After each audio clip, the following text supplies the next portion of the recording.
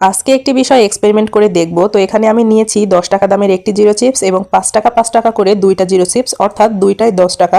তো দেখা যাক যে এই 5 টাকা পিসের যে দুইটা, এই দুইটাতে মিলিয়ে বেশি পরিমাণে বা কম পরিমাণে আছে, নাকি 10 টাকাতে যে একটা আছে সেইটাতে বেশি আছে।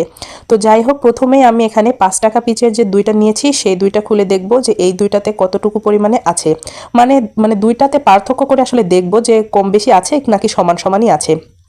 তো এই তো এখানে 5 টাকা পিসের যে দুইটা চিপস ছিল সেই দুইটা খুলে নিয়েছি, এখানে বেশ মোটামুটি ভালো পরিমাণে ছিল। এবার দেখব যে এই 10 টাকা দামেরটাতে কতটুকু আছে, মানে এইটার সমপরিমাণ হয় কিনা বা কম বেশি হয় কিনা। তো এই তো 10 টাকার দামেরটাতে মোট এত পরিমাণে ছিল, তবে এখানে একটা বিষয় মানে আলাদা, সেটা হচ্ছে 5 টাকা পিসেরটা একটু হালকা সল্টের পরিমাণ বেশি আর একটু কালারটা ডিফারেন্ট, আর 10 টাকা পিসের যেটা সেইটা একটু হালকা সাদা, তবে সল্টের পরিমাণ একটু কম। তো মোটামুটি কিন্তু সমান সমানই ছিল। তবে পরবর্তীতে গুনে দেখেছিলাম 5 টাকা পিসের দুইটাতে ছিল 50 পিস আর 10 টাকারটাতে ছিল 80 পিস। তো আশা করছি আপনাদের ভিডিওটা ভালো লেগেছে। তো পরবর্তীতে আর কোন চিপসের এই পরিমাণগুলো জানতে চান কমেন্ট করে জানান, ইনশাল্লাহ দেখাবো।